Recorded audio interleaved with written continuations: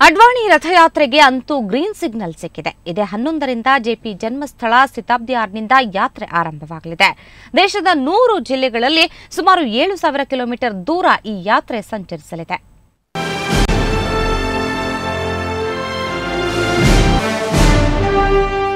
ಬೇಡ ಬೇಡ ಎಂಬ ವಿರೋಧದ ಕೂಗಿನ ನಡುವೆಯೇ ಬಿಜೆಪಿ ನಾಯಕ ಎಲ್.ಕೆ. ಅಡ್ವಾಣಿ ರಥಯಾತ್ರೆಗೆ ಕಾಲ ಕೂಡಿ ಬಂದಿದೆ. ಜಯಪ್ರಕಾಶ್ ನಾರಾಯಣ್ ಜನ್ಮದಿನವಾದ ಅಕ್ಟೋಬರ್ 11ರಿಂದ ಜನಚೇತನ ಯಾತ್ರೆ ಆರಂಭವಾಗಲಿದೆ. ಜೆಪಿ ಜನ್ಮಸ್ಥಳ ಶತಾಬ್ದಿಯಾರ್ನಿಂದಲೇ ಯಾತ್ರೆ ಶುರುವಾಗಲಿದೆ. ಬಿಹಾರ ಸಿಎಂ ನಿತೀಶ್ ಕುಮಾರ್ ಜನಚೇತನ ಯಾತ್ರೆಗೆ ಚಾಲನೆ ನೀಡಲಿದ್ದಾರೆ. ಯಾತ್ರೆ ಸಂಚಾಲಕ ಸಂಸದ ಅನಂತಕುಮಾರ್ ನಿನ್ನೆ ದೆಹಲಿಯಲ್ಲಿ ಯಾತ್ರೆ ಬಗ್ಗೆ ಮಾಹಿತಿ ನೀಡಿದರು. ಅಕ್ಟೋಬರ್ 11ನೇ ತಾರೀಕು ಶುರುವಾಗುವಂಥ ಯಾತ್ರೆ ನವೆಂಬರ್ 20ನೇ ತಾರೀಕು ನವದೆಹಲಿಯನ್ನು ತಲುಪೋದಿದೆ.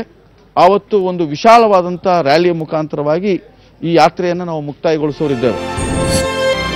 ದೇಶದ 100 ಜಿಲ್ಲೆಗಳು ಸೇರಿದಂತೆ ಸುಮಾರು 7,000 ಕಿಲೋಮೀಟರ್ ದೂರ ಈ ಯಾತ್ರೆ ಸಂಚರಿಸಲಿದೆ. ನವೆಂಬರ್ 20ಕ್ಕೆ ಜನಚೇತನ ಯಾತ್ರೆ ಸಮಾರೋಪಗೊಳ್ಳಲಿದೆ. ಅಡ್ವಾಣಿ ರಥಯಾತ್ರೆ ದೇಶದಲ್ಲಿ ಬದಲಾವಣೆ ತರಲಿದೆ ಅಂತ ಅನಂತಕುಮಾರ್ ಭವಿಷ್ಯ ನುಡಿದಿದ್ದಾರೆ. ಏನೇ ಆದರೂ ಹಲವು ಅಡೆತಡೆಗಳ ಮಧ್ಯೆ ಅಡ್ವಾಣಿ ರಥಯಾತ್ರೆಗೆ ದಿನಾಂಕ ನಿಗದಿಯಾಗಿದೆ. ಯಾತ್ರೆಗೆ ಯಾವ ರೀತಿ ಜನಸ್ಪಂದನೆ ದೊರೆಯಲಿದೆ ಅನ್ನೋದು ತೀವ್ರ ಕುತೂಹಲ ಮೂಡಿಸಿದೆ. ಬ್ಯೂರೋ ರಿಪೋರ್ಟ್, ಸುವರ್ಣ ನ್ಯೂಸ್ 24/7.